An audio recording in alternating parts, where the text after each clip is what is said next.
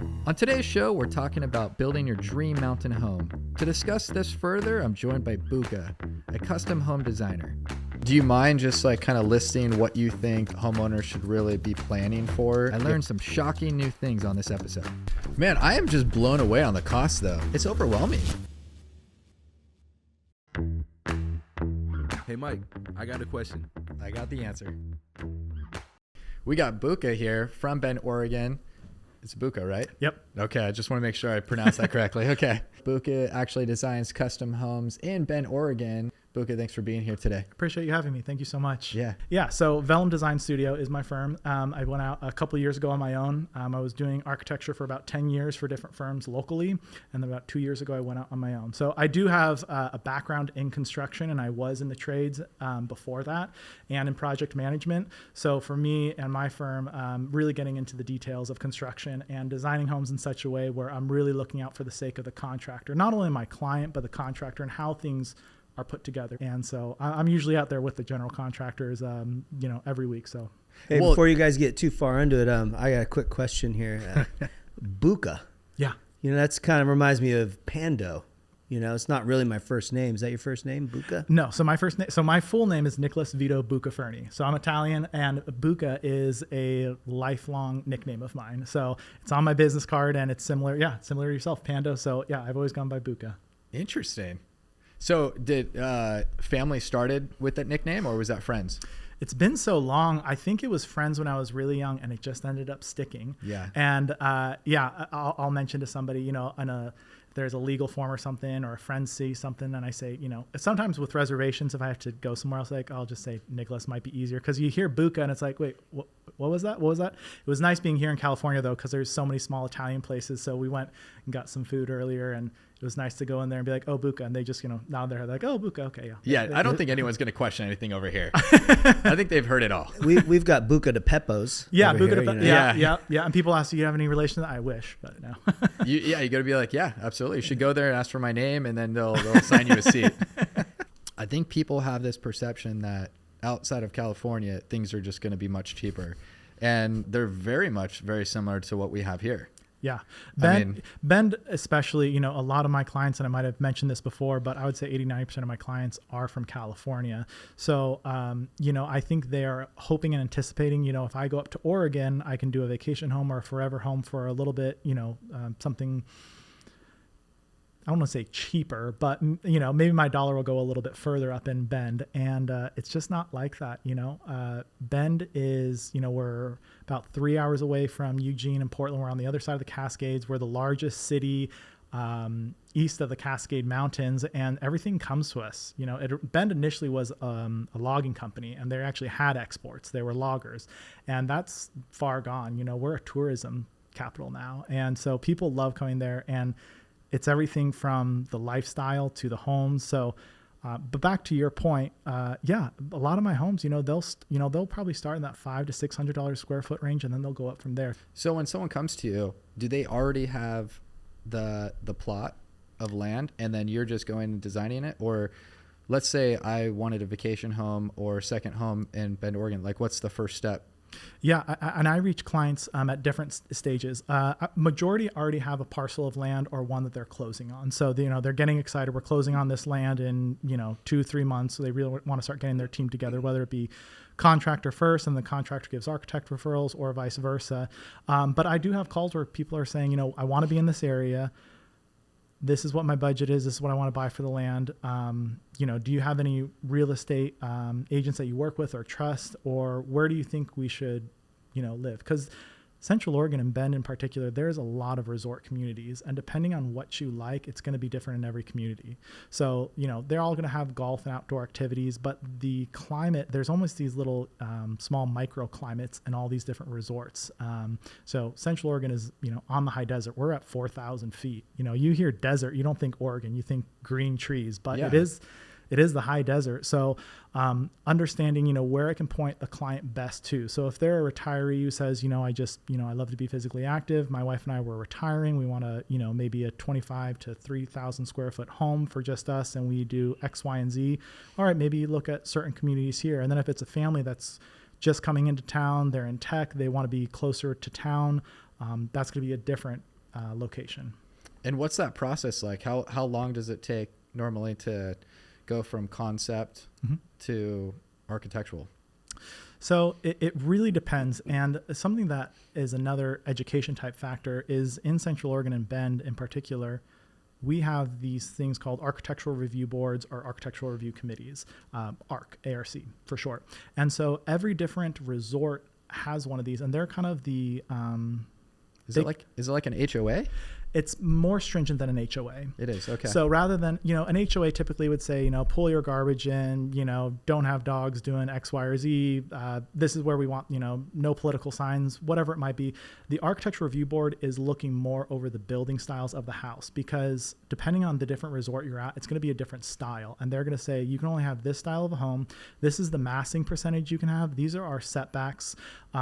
This is, they'll have most of these, every ARC board is different, and there's 75 to 125 pages each, and they dictate not only the construction, but the architectural design and the landscaping, what plants can go there. So you have to not only be able to pass, the general code for the city or the county, but then the ARC boards, which are more stringent. So if it's a city lot and say it's 5-foot setbacks, but it falls within one of these ARC areas, they'll say, well, ours are 10 or 15. So you're going to have even a tighter building, because they don't want, houses on top of each other. Yeah. So, and that takes a while. I always say this to my clients. I say, it really depends on a few factors. One is, how quick can you make decisions? And also, let's try and all set ourselves for a team approach at this. If you want to be building in 18 months, that's a really nice time, because that lets you go through the ARC board, and they have multiple passes. So there's a prelim and a final. Some have even 3 or 4 passes. So you have to appease them before you can even appease the county. I want to move into that neighborhood where the HOA says no political signs. Good luck on that one. Does that really exist? I mean, we don't have that here, right? Have you heard of that, Mike? I bet you in some of these HOAs, I would imagine it's probably on their my wife CCNRs. Yeah, my wife and I, we don't live in the resorts themselves, but where we live in our neighborhood, that is part of our HOA. Yeah.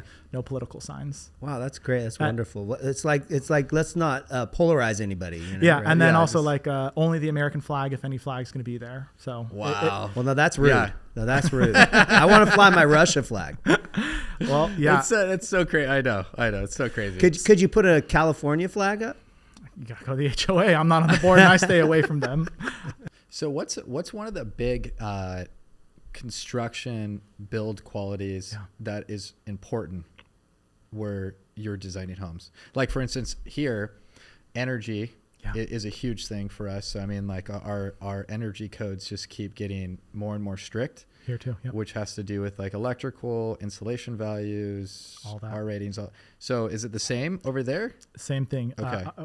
Very, a lot of requirements, a lot of constraints for the builders as far as, what's your HVAC system? What's the efficiency of it? If you're going to put solar panels, all those sort of things come into play. And I think what really comes down to it is having a very well-versed general contractor like yourself, somebody who's done it for a very long time in that area and knows maybe the falling out of other general contractors who might have missed it, or maybe you took on a project for a remodel or the reconstruction of a home that got bulldozed, and how are you to do it right? So having a lot of trust in the person who's going to be building it for you, because they're going to be the ones who are with the subcontractors, who are going to be picking out the best subs to do the best type of work, and also giving you options on the quality of your products and what performs for the lifetime of your building.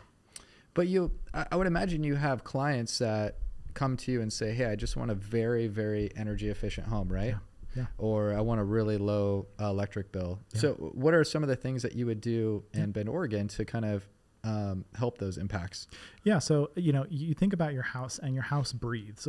And so, you're always thinking of heat loss values. And so, there's a thing called ACH, air changes per hour, and it rates how much your house is breathing. The more it's breathing, the more your HVAC is working. So your system is trying to recirculate that air to condition the air always. So when we have these really hot summer days, I think it's 91 in Bend right now. When you have these really hot summer days, your HVAC is working harder. Now, if you have a tighter building envelope, and let's say you do staggered stud framing. So rather than a conventional 2x6 wall, what you can do is You can do an 8-inch wall. So we'll do 2 staggered 2x4 walls. We'll spray insulate each one of those. And then in that interior gap, we'll leave it blank airspace. And a 2x4 staggered 8-inch wide wall performs better for energy value than, say, a standard 2x6. And then also your insulation in your roof. So I personally love closed and open cell spray foam rather than just blown in cellulose. It performs a lot better, but there's cost implications with that as well. Yeah, totally. So it really depends on the client and what they're looking for. And once you finally put numbers together, sometimes clients, it takes a portion of education to say what does well in this climate, and then it comes down to a cost thing as well. I'm curious real quick, just so in like, let's say I'm going to go snowy area. Sorry, Mike. That's okay with you. Go snowy. It's fine. Like to me, like if I were to have a big, cabin with huge windows in a snowy, Sure. wonderland, that doesn't sound very efficient. Am I right? Am I wrong? Tell me about that. I think it's going to, if I could hop in. Oh, yes, yeah, go for it. I guess it really depends on the system and how it's working. So obviously the taller plate height you have, heat rises, right? So it's going to make your system work harder. But if you're early on in the process, if you're thinking about the HVAC layout and you're thinking about the ducting, you're thinking how far the runs are for, say, electrical for your home run, if you're considering all those things and how all those work together, you can limit how much your house has to work, more or less. The house, if you build a giant, mountain home, innately a large mountain home, it's just going to require more to condition that home. But there's ways and there's values and there's processes that we can try and limit that. But there's always this just, inherent, it's going to be a big home. It's going to work hard. But I think there's quality in the windows, quality in the framing, quality in how it gets laid out. So thinking about those things early on in the architectural process to help your builder and really design for the client and what they want that house to be like. So you can have large windows and it's not going to necessarily eat up all your energy trying to keep it hot or whatever. Yeah. And if you think about from a site planning standpoint, where your solar index is, where the solar value is coming. So, if we can maybe try and shield some of those windows with either some sort of an overhang or outdoor living space where it's not direct light coming in that are charging those windows. But there's new technology out there, and I'm sure you've seen it. There's retractable shades, but there's glass now that'll tint and it'll reflect the light. And so just with the touch of a button, you can, I wouldn't say blackout, but you can tint your windows. So there's a lot of cool technology out there that wasn't available, say, 10 or 20 years ago. That sounds pricey to me. Press a button and the windows tint. I mean, I want it, but I don't know that I can afford that. How much is that? Well, I think this is the difference, right? It's like people think they're going to get this amazing home now for $500 a foot. And the reality is probably that's why the price of home goes from 5 to 6 to 7 to 8. It just depends on, aesthetically what you want it to look like, energy efficient cost. I mean, materials that go into it. I mean, it's so much goes into that. Raw costs of materials. I mean, you look at even what COVID did to plywood and OSB, I'm sure it was somewhere. It was insane. But they came back down, but they're still high. So just the raw cost of concrete, studs for framing, floor joist package, subfloor, wall sheathing, that in itself can be a huge price tag. And then it's like, okay, now let's make this house sexy. Let's put some cool windows in it. Let's put some cool built-in features. Let's make it the house you want to. But it definitely all adds up. And, a lot of my clients, they'll be on their second or third home. So when they come to me, they understand that. They say, we've done this process. We know what we want. We've done it a few times and this is the house we want. So, but there's a lot of clients who've never done it and it just takes a little bit more education. So what's the style that you're seeing a lot of right now, or that you're designing? I don't have a particular style that I tend to do over and over. I have everything from a farmhouse, multiple MCM homes, high desert, mountain modern, any style. A lot of Californians, they'll come up and they like a lot of the, cottage craftsmen that they've seen here, or, the panoramic, MCM, floating roofs. So I'll do that, but really any style is possible. And I think also another thing that dictates it is the architectural review committee and where you're living. So depending on the resort, and this is specific to the resorts in Central Oregon, which I do a lot of the designing in, but if you're in the city of Bend or if you're in Deschutes County, any style is fine. They don't have as many of those type of restrictions there. So I don't want to say, if you come to Bend, every single place is, has an ARC or DRC board. It's not like that. But if you are going to be in one of the resorts, they do. So is it common for people to want to build out in the country as well? Yeah. I was just talking to a contractor last month. He took up this amazing piece of property. It went on the market. It was about 95 acres and it was on the Deschutes River. He gobbled it up as quick as he got. And he's a car enthusiast. So we were talking a little bit about design this past month about, how do we do some sort of a man cave? And then how do we do, I forgot how many cars he had. I think maybe 15 classic cars. He wants to show those all off. So we want to, and it's, the hill site, and the topography of it, we obviously want the mountain views and the river views, but then how do we cut into the grade and do a 10 or 12 foot retaining wall where we can have the garage port be below the house and then the house above it. So, and that's why I love what I do. It's so much fun to have these type of conversations and bring these sort of things to life. And what's really nice about this in particular client is he's a contractor. So he's very aware of all these decisions he's making. Yeah. He likes the details. He wants more of the details. Exactly. Yeah. What about modern Spanish? Is that big in Bend, Oregon? Because it's all the rave down here in California. So I have in one of the resorts I have going on is a classic Italian Tuscan type home. And then I just am working on right now the preliminary stages of a Mediterranean modern home. So yeah, it really, the flair and the style definitely gets brought up from California into Central Oregon. A lot of stucco, a lot of hand-hewn beams, a lot of stonework. So really it's the imagination of the client and what they want. It's all possible. It's just, what's the price tag? What's their timeline?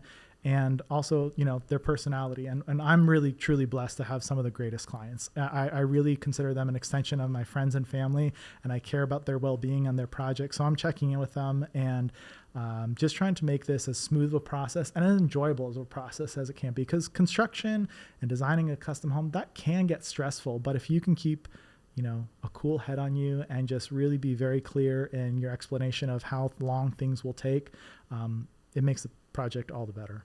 So how do you work with the back and forth of designing and the changes before even getting to the part where you're like, okay, it's all nailed down. We're good. We can move on. At the very beginning, if you're just starting from scratch, there's so many details that need to be figured out. The size of the home, how tall you want it to be, the pitch of the roof, like the window, like when you do it, you get inspiration from them with, pictures or styles? Like how does that whole part start? Yeah.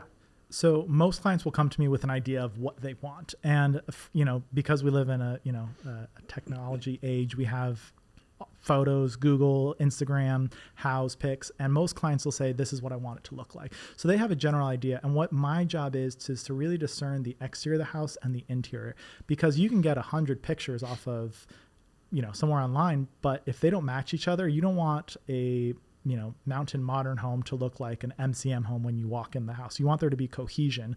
So kind of pulling out exactly something that I ask my clients oftentimes, they'll show me a photo and they're like, I like this picture. And I'm like, why? And what about it? And then I just find out like, oh, I like the color of the roof. And I was like, okay, so nothing else about the house, just the color of the roof. They're like, yeah. I'm like, oh my gosh, I'm glad I asked, because if I hadn't asked that, I would have been doing, a completely different type of house design than what I thought I should.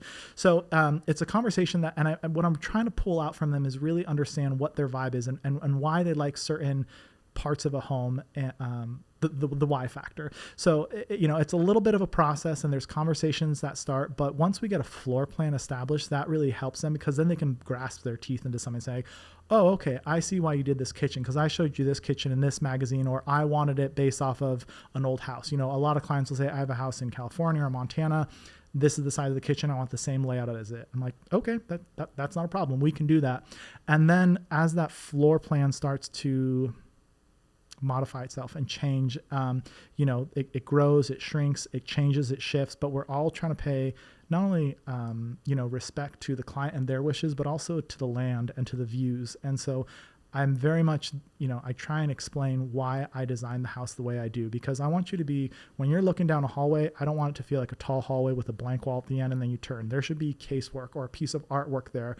And the lighting, it shouldn't all be artificial lighting. There should be some natural lighting that comes in. So really trying to understand when you're in a space, what type of emotion does it evoke? and making sure that it matches the style of the client and what they want. It's nice to hear someone who sounds passionate about all the details of it, opposed to just someone who thinks, I'm just going to build a 4,000 square foot home and I'm going to look at some pictures and I'm going to come up with like some conceptual design. I feel like we run into a lot of that, you know what I mean, in today's world, instead of the people that actually care about what homeowners are going to feel walking through the home, seeing it for the first time. Because, you know, when you do this for a long time and you're really good at it, you can see it before everyone else sees it. And a lot of it is like, okay, you just have to trust me. You got to trust me. I know what you want. I think I can get it to you. But, you know, even with the 3D modeling and stuff like that, it's still hard, right? 100%. And I think there's a level of trust with your designer, architect, contractor, whoever it may be, whoever's your team, I like to say, because you'll have a landscape architect, you'll have an interior designer, you know, there's a team building this house and designing and working together. And there has to be that level of trust, because a lot of the times people will, you know, they'll see the floor plan creation once they get it, like, this is what it is. And, you know, we'll kind of go back and forth, and I always tell them, just wait, because once we go from the floor plan, then I blow it up into 3D colored. So you can see the topography of the site. You can see the house situated at its grade levels. You can see the overhangs. You can see the solar value and how the sun hits it. And then people really start to buy in and be like, okay, this is why I trusted you to use it, because this is what I wanted. I couldn't see it in 2D, but now that I see it in 3D, let's change this color or let's change that roof overhang. But other than that, I love it. So, and that was kind of the goal. You know, when I went out on my own, I had worked for several other architecture firms, and, you know, some were bigger, some were smaller. And I saw things that maybe they did certain things that I didn't agree with. And maybe there was different lessons that I learned that they did really well. And my goal in starting something new as a young entrepreneur is to do what I love and be passionate about it. And that's the driving force. It's not about making a buck at the end of the day. It's about the relationships and having fun with what I'm doing. So do you mind me asking what the average cost is to do plans? So whenever I bid out a job, I'm really trying to get an idea and a sense of it, rather than, well, what's your cost to design this per square foot? I tend to not answer that question early on, because I'm like, well, what type of house do you want? Yeah. And what are you looking for? And am I going to be the right person to design that for you? Do we mesh well?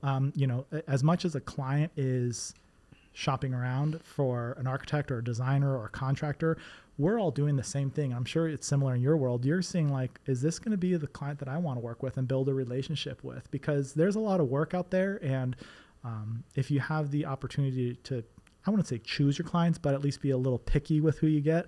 It's a back and forth road, right? Yeah. You want to match them to your style too. Yeah. You know, you don't want to get someone who's not going to trust you, and that's the whole reason they're hiring you in the first place. I mean, it just never meshes well. Yeah. So if someone's going to build a home, yeah, I think there's a lot of people that think, I'm going to hire a home designer like yourself. Yeah. And that's the last person I have to hire, and then it's just contractor. So do you mind just like kind of listing what you think homeowners should really be planning for if they're going to be getting into this process?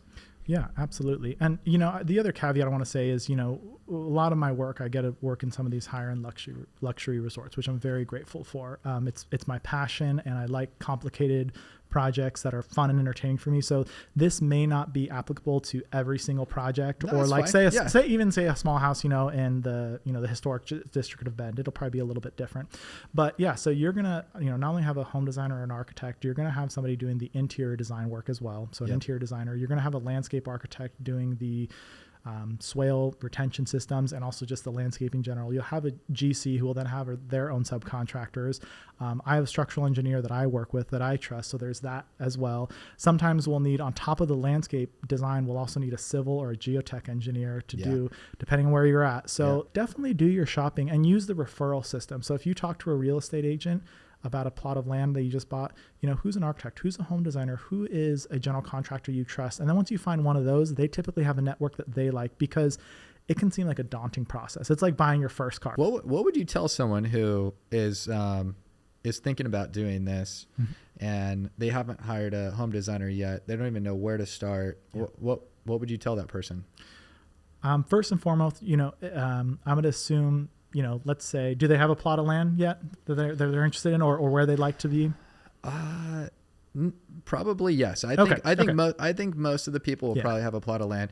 They've probably gone through a real estate agent, figured it out. I'm sure the real estate agent has someone that they maybe would refer. But like I look at myself, like if I were to not know you and I, wanted to buy a piece of property out of the state, it's overwhelming. It's overwhelming to think like I'm gonna have to find someone that I don't know, and it's probably very similar to, I guess, in people's position looking for contractors. But if you don't live there, you don't even have a network. Absolutely, and that's why I would start with somebody you do know. So if you've bought a parcel of land, you probably have a realtor that you bought that through. And if they're local and they're not just statewide agent, or if they know the area well, that's where I would start. Be like, who do you trust or who do you recommend? Obviously, you can use Google searches. You can go on to House, or that's a great resource too, or social media. The other thing, if you have the opportunity to be in that area, say you're busy and it's going to be a vacation home, or you're like, I just have a crazy schedule. If you can dedicate a weekend to be in that area and to drive around and to look at the architecture and the type of homes within that area, that'll really spur it on. Because most people will say, oh, I was driving, I was in Bend, I saw this house on the west side, or I was in this resort and I saw this house and I fell in love with it. And then, most of the signs will say, proudly built or designed by X, Y, or Z. But honestly, we're such a friendly community. You can go knock on somebody's door and say, who designed your house? And they're probably to take it as a compliment. They're going to be so like, wow, thank you so much. Like, you have a beautiful home. I want that. And then start there. And then ask them too, if they're welcoming enough to welcome you into their home and say, yeah, this is who it is. Here's their number. What was that experience like for you? Would you have done it the same? And kind of ask some of those prodding questions. Because that person designed the home, that's a great, that's, in its own, that's great information, but also say, well, how was that process like? Because I love how it turned out. What did it go? And then from there, asking questions like, would you have used them again? Would you use that architect? But as I said, you don't only have to do that. If your time's limited and say you're based in California and you want to move up to Bend or Washington or Idaho, wherever it might be, use social media, use everything at your fingertips. There's everything with a rating and review, and most general contractors, architects, they're going to come up in your search within those areas, and they can start to pick through. And also a couple of phone calls. People will find out quickly who they want to work with if they answer their phone or they respond to them. And I can't tell you how many people will be like, I called architect or contractor XYZ. They never called me back. I wanted to work with them. They just would not call me back. And it's like, well, there's your first orange flag. Like, and I always want to give them the benefit of the doubt too. We all have lives. We all, I like to go hunting. I like to take time off. We all have lives and outside of work, but also if you're not hearing back after a second phone call or an email or like, hey, I was at a cell service. I'm so sorry. I'm back here this week. But if you're like, let me give it a week or two. Most people who are passionate about this, their phone's on their hip and they're all about, making a connection and building a new relationship. So, as I said, just really trying to understand, what you want and the quality of your home, and then searching for contractors, architects within that general area that would fit your needs. My dream is that someday somebody comes knocking on my door and says, man, who did your home? Because it's so beautiful. I want a home like that. Yeah. Then you've really arrived. I'm waiting for that day. Well, and it's funny, when I was really young, there was a historic district outside of Portland, and I remember sitting down, and my mom or dad would drive me around, and I'd have my vellum paper, and I'd have a drafting board, and I would sit, and I'd knock on the house door, and I'd be like, I love your home. Can I draw it? And most people were like, scram, get out of here, kid. But a lot of them are like, yeah, sit, here you go sit. And I would just draw the old houses, and I would just learn to love them, and the corbel details and the fenestration and the massing and the dedication to the quality of the build. And that's what made me fall in love with it. So it's, I think designing and building homes is similar to any other art form out there. For sure. They're a lasting art piece. And there's a sense of pride that we as builders and designers take in that. Totally. I think people being able to see something that you design, there's a lot of pride in that. Yeah. Seeing that. Yeah, it's a lasting testament to something that'll last longer than we're here. And I often think about, in some of those historic districts, I always think about the guy who designed or laid that brick or, put that barge rafter on. Did he really think in 120, 130 years it would still be standing and somebody would be taking a picture of it and it would be preserved and it would be on a historic, national monument? They were never thinking of that. They were just dedicated to the quality of their craft. What do you think the hardest part is about designing a home? What's the hardest thing that you feel is maybe a challenge from the beginning or even just during that process? for the homeowner, I think it would be patience. People will come to me and they say, well, I want a house in a year. And I was like, well, it's not possible. But when you have time on your hands and you have time in your favor, that's the best way. So when you build on a lake, right, in Bend, we have the ocean and we have coastal commission, which is a huge thing. Do you guys have something like that when you build on a lake? It's like environmental, make sure that when you're building, you don't contaminate something or. Yeah. So Central Oregon in particular, it has the Deschutes River, or, if I'm doing a home in like say Portland or Eugene, there is the Willamette River that cuts through there. And those have similar restrictions of how close you can get to it. No erosion is allowed, what erosion measures are in place, what are your BMPs, all those sort of things. They look at that. So not only design the home, but you're also thinking about, and that's where it comes in, do you need a civil engineer or a geotech out there? Okay. And what are the practices of the general contractor to make sure that we're not eroding soil, that we're not getting within this footprint? Are we doing temp fencing? Straw, wattle swales, what are you doing to protect your construction activities to limit any harm to Mother Nature and to the river? I can tell you something. Listening to you talk right now, I want you to design the future home that I'm probably never going to build. But if I were going to do it, I would want you to never say never. Yeah. Well, and I said, it gets me excited. And that's something that when I talk to my general contractors or my clients, like it's infectious. I love what I do. Anything related to engineering, architecture, construction. There's so many facets and there's so many opportunities for young men and women to get into the trades, to get into building and don't feel like you're going to get locked in. Whatever, what's so cool about construction in general is whether you're a subcontractor, a general, an architect, interior designer, there's so much flow and carryover that you can change disciplines. I know engineers who became framers. I know framers who became architects. I mean, look at myself. I was in the trades. I did more project management, and then I kind of went down this route. So there are opportunities if you're willing to work hard, hone your craft, and a lot of times it just takes learning about yourself. What fits you best? But it all has carryover, right? So, you might be a framer one day and have bags on, and then you'll be designing homes. Or you might be designing homes and saying, I want to be a general because I understand how to see the plans now a lot better because I drew them first and now I'm a GC. So if you're even interested in it, get into a trade school, get into a trade program. There's so many opportunities out there, and I want to see the construction industry thrive in this country. And I truly mean that. I mean, I know it sounds like, a political statement or something, but it's something that I truly do love, just building of homes, and it's something I'm passionate about. Well, while you were talking there, I was looking online at your website. I'm going to pull some of this up because, man, it is amazing. I appreciate that, and it's still a work in progress. So, as I mentioned earlier, I've only been out for just about 2 years on my own. And so, most of my houses and images on there are all renderings because they're all being built right now. So I have 10 homes being built, and I just have 2 more under design right now. So finished photos are coming. I think by Christmas I'll have probably 3, maybe 4 homes done. So, it's work and it's a process, but I have a lot of support from my wife and my family, and it's just, never say never. I never wanted to be a business owner, and here I am. And yeah, it's just such a fun. Check it out. Look at that home. Dude, I want that. Can you build that for me? That is definitely Pando style right there. So if you go a few more Pando to the right, maybe on that first home, if you scroll back up, and then the smaller image below it. Yeah, if you keep scrolling a few more. It's big. Yeah, so this will be about a 5,000 square foot with a 3-car garage, and then an RV and boat bay. So.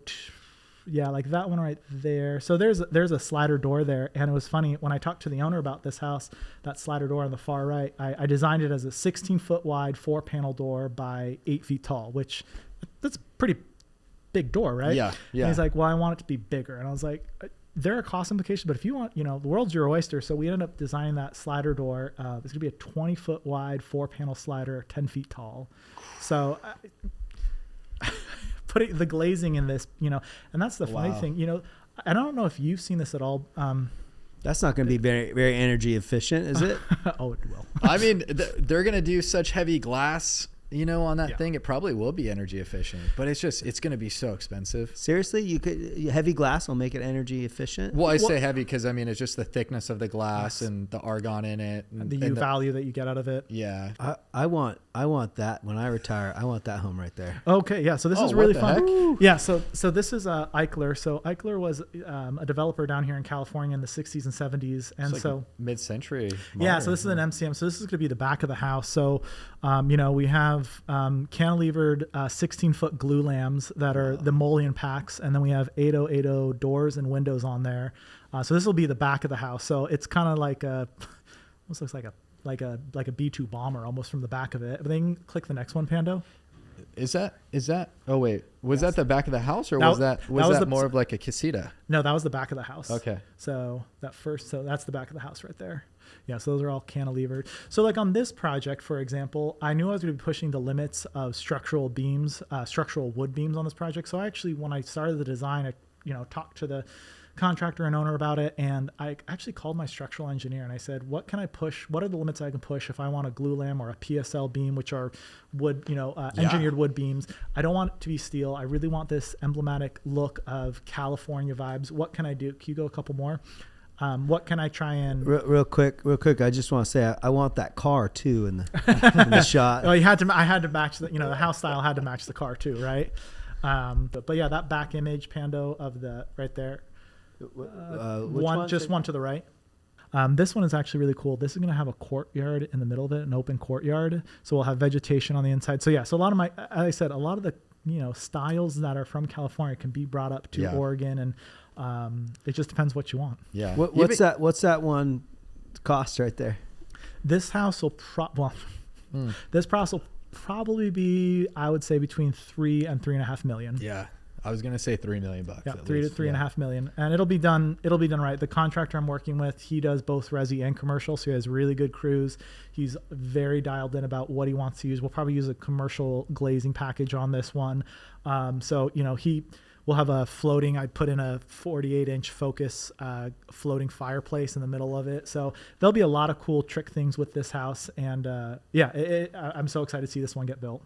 Yeah, that's gonna be cool. Man, I am just blown away on the cost though in Bend, Oregon. Yeah. That just really kind of surprises me because I just figured California was going to be more expensive, but there probably are pockets that are more expensive, absolutely, but in general, I mean, but I feel like your pricing's like right on with us right now. The only difference would be is our big dollar houses are going to be mostly on the water. Yeah. Or, Hollywood Hills or Newport Hills or something like that. So maybe you get into caissons and steel, but usually dollar values, like the house isn't that big. It's like maybe 5,000 square feet, but it's just like a basement and goes up, where yours, you get to spread out, which would be more fun. Yeah. Because our houses are just like tall and skinny, I know everybody's right on top of each other, and that's that kind of goes back to those architectural review boards and those design review boards.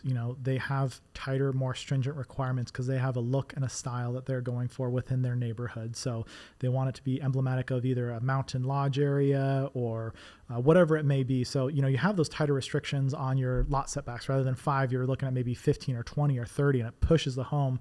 But they hopefully, most of them have pre-planned that with civil, that when they did the layout, they made the lots bigger to make considerations for those setbacks, so you don't feel like you're all on top of each other, right? And so it's refreshing because clients from California, they'll come up and they're used to those prices, but it's like, well, you get more land here. You have a little more private. Yeah. You have a little more privacy. You have these mountains, and well, we're not even counting the land cost, right, in the build. No. All right. Exactly. Me either. Yeah, exactly. No. Yeah. And land, it really depends. There's some lots on the west side of Bend you get, for $600,000 to $800,000, but there's some that are 1.25. And this is, for a few acres, maybe, 1.25 to 1.8. But then like I talked to you about a contractor friend who bought those 95 acres right in the shoes. I won't even say the price because that's still in negotiations, I think. But you can get what you want up there, and it's such a fun town, and it's there's a lot of tourists, but a lot of people from California are finally calling it home. I mean, I feel like we could talk for hours, honestly, on this kind of stuff, and it's really nice to be able to talk to someone, especially in another state, that has its own challenges and restrictions. And honestly, I learned a lot about the pricing and where to start at. I mean, maybe we'll have to have you back on to talk more about this. Yeah. But right now, you guys go check out his website, look at some of his work coming up. Buka, thanks for being here. I appreciate it. If you like this episode, hit the subscribe button, like button, leave us a comment, and we'll see you on the next video. Hey, Mike.